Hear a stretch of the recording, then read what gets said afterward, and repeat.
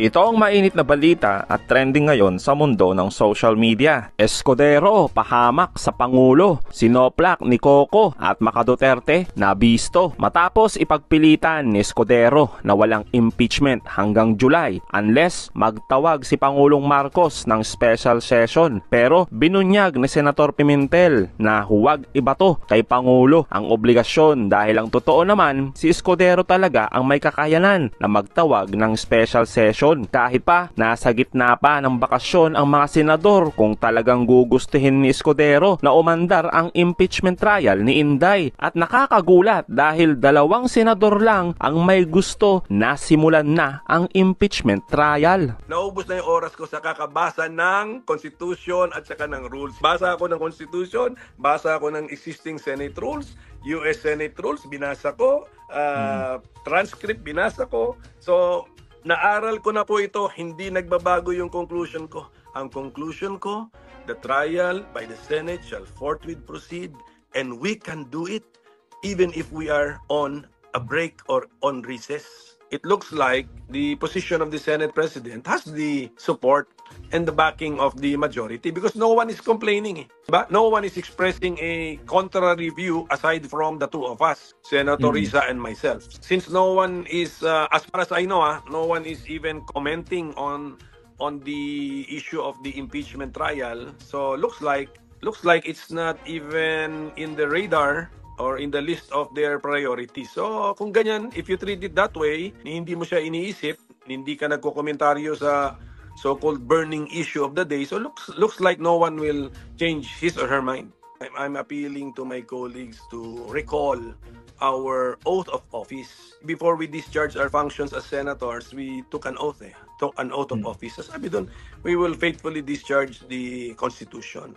That's why I'm interpreting the Constitution, or I'm explaining what I found in the Constitution and the conclusion. What is the inescapable conclusion? Yun.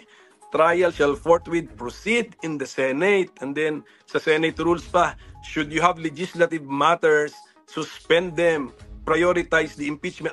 So ang tanong, so when is the best time to start the impeachment? When you don't have legislative business. Hindi ba? What is the conclusion? Wala na iba. Imagine a case na the impeachment case is about or involves the president. And then you are on a break. Then you expect that impeached official to call to a special session so that you can proceed with his or her impeachment. It doesn't make sense. The Senate President, sinabi ko nga, it looks like he has the backing of the majority and he knows that even if he calls for even that caucus na rin request ko, hindi niya tinawag because maybe he knows already that we will not be able to attain a quorum. We should comply with our constitutional duty. Pero doon sa mga taong bayan na interesado sa issue na ito, you do not need to pressure me because that is my understanding. I'm ready, willing, and able. We have to pressure the other members of the Senate to agree to convene the Senate now as an impeachment court. So yun ang importante. Sagot naman ni Escudero na wag nilang istorbohin ang mga senador at iilan lang daw ang may gusto na i-impeach si Sara. Dagdag pa ni Escudero, kahit anong gawin ng ibang grupo na magkaroon ng 1 milyon na signatura ng taong bayan, abay mananatili siyang tapat kay BP Sara. Kaya naman buwelta ng isang political analyst. Meron ka namang 1 month na pag-aralan. Ayusin yung mga rules, pag-aralan, no? At after nun, i-convene yung Senate as a trial court. Dito, ang sinasabi ng Senate President, 4-5 buwan na pag-aaralan bago i-convene yung Senado as a trial court. Medyo labag yan doon sa commandment na forthwith, no? May president ka may 2 impeachment na nangyari. Ang ibig sabihin ng forthwith, immediately. At meron kang 1 month before you convene as a trial court para pag-aralan. No? Hindi naman nobela yung complaint.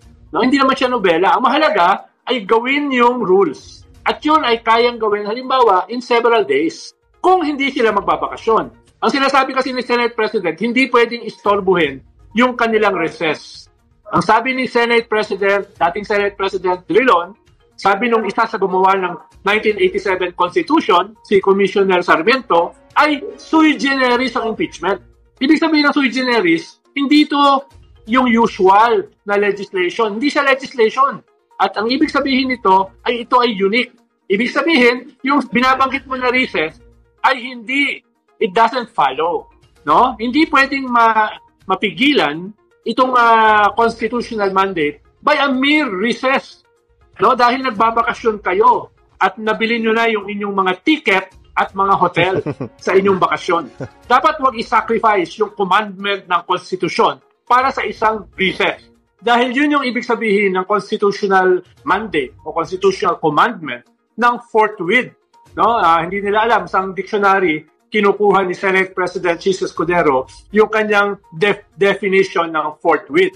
Ikalawa ay medyo nag-react sila nung sinabi ni Senate President Chis Escudero na wala naman daw clamor na i-convene yung trial court. No? 3 lang daw ang nagte-text sa kanya. At ikinumpara pa niya kay Jesucristo si Vice President Sara na at least nung kay Jesucristo daw, nung siya ay crucify, may clamor. Dito daw kay Sara ay walang clamor. At ito, gumagawa sila ng clamor. Ito yung kanilang clamor. A national movement for impeachment initially to convene the Senate at sa trial court at ipakita sa Senate President na maliban doon sa kanyang 3 na nagte-text sa kanya, ay merong 1 milyon every month na pipirma para i-convene yung Senate as a trial court. Sumagot naman si Senate President Chis Escudero na kahit anong dami na signature ay hindi siya matitinag. Ngayong sinisimulan yung clamor, ang sabi niya ay wala siyang pakialam sa clamor.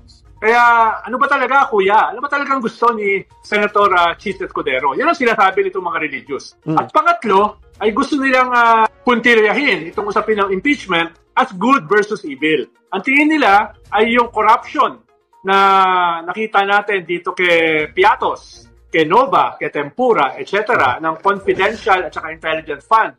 Ang tingin nila, yung pagiging pro-China ng mga Duterte ay evil, etc. etc.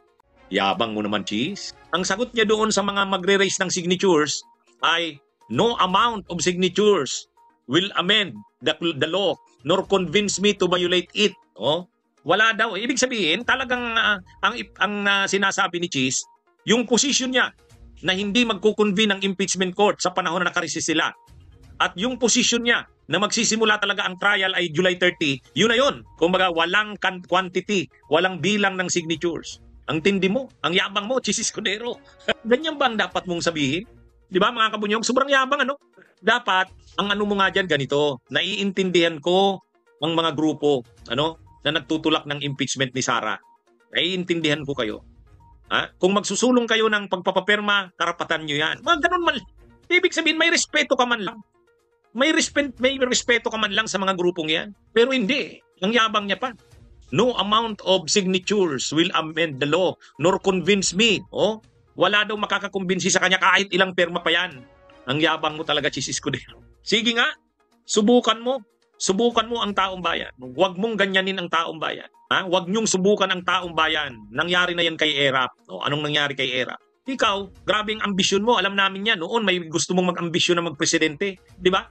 Ang tagal mo ng ambisyon na magpresidente, kaya lang hindi ka pinunduhan ni hindi ka pinangakuan ni Danding. Napupunduhan ang kampanya mo, kaya hindi ka tumuloy sa pagtakbo mo bilang presidente. Nung bandang uli, nang tumakbo si Grace Poe at pinunduhan ng Nationalist People's Coalition ni Danding Kuwangko, si Grace Poe, pinunduhan nila Ramon Ang, tumakbo ka bilang vice president kasi ang iniisip mo, mananalo si Grace Poe, ikaw ang magiging vice. Pagdating ng panahon, pag nanalo si Grace Poe at vice president ka, ikaw naman ang magpipresidente. Cheese, wag mo nga kami. Alam namin yan sa Bicol. Marami akong mga kaibigan na malapit sa'yo. Noong panahon, nag-ambisyon kang magpresidente, kaya lang nang kumukuha ka na ng basbas ni Danding Kuwangko, hindi ka binasbasan. So ngayon, anong ginawa mo? Hindi ka tumuloy sa pagtakbo bilang presidente. Nang si Grace po ay binasbasan ni Danding, sinuportahan ni Danding at ni Ramon Ang, ikaw ay tumakbong vice. Alam namin ang iniisip mo noon na pag nanalo si Grace po na presidente at ikaw ay manalong vice president, sa susunod ikaw naman ang magpipresidente. Alam namin yan, Cheese. Alam yan ang lahat na ang ambisyon mo maging presidente. Kaya lang sa ngayon, sa ganyang mga actuations mo, wala ka ng pag-asa. Kahit sa Bicol, mahihirapan ka na, Cheese. Ang yabang mo naman na sabihin mong ganyan, no amount of signatures will convince me. Parang wala ni anuman ka, parang ganito.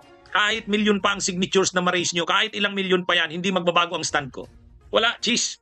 Tapos na ang political career mo. Nasubrahan ka na ng yabang eh. Alam nyo mga kabunyog, sana pag may nanalong itong mga bagong senador, sana pag may nanalong itong mga bagong mga senador, palitan ito si Escudero. Pa-cute. Kung ano, akala mo, napakagaling niya. Cheese, hindi ka marunong magrespeto sa sentimento ng taong bayan. Yang isinusulong na yan na People's Impeachment Movement, yang isinusulong na yan, ay ano yan ng tao, pagkilos yan ng tao para mapanagot si Sara Duterte. Kasi parang kayong mga senador ay ano na eh, hindi nyo pinapalagaan, hindi nyo siniseryoso ang isinulong na impeachment. Isinulong yan ng mamamayang Pilipino. Isinulong yan at inendorso ng mga kongresista. Kayong mga senador, wala kayong karapatan na hindi seryosuhin yan. Wala kayong karapatan na baliwalain yan, Cheese. In fact, sabi nga ni PBBM, no choice kayo. Kailangan yung aksyonan yan. Forthwith. Trial shall proceed forthwith. Kaya lang, sa halip na aksyonan mo kung ano-ano mga pinagsasabi mo, nakaka-insulto.